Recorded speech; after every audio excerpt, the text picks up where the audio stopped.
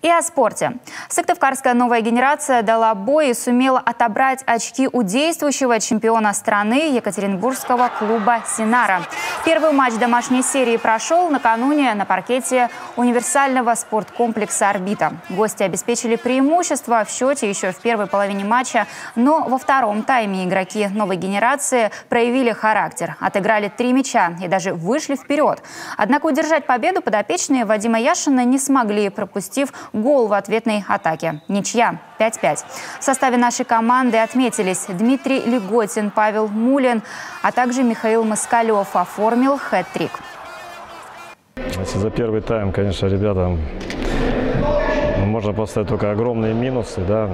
То за второй тайм большое спасибо, молодцы, не сломались. Может быть, где-то на второй план ушли какие-то тактические моменты. Там надо было просто остаться в игре, продолжать стараться, продолжать гнуть свою линию. Ну, и где-то повезло, конечно. Ничья с чемпионом в копилку новой генерации добавила 1 очко. И пока что подопечные Вадима Яшина на последнем месте в турнирной таблице Суперлиги России. Сегодня повторная встреча с «Синарой».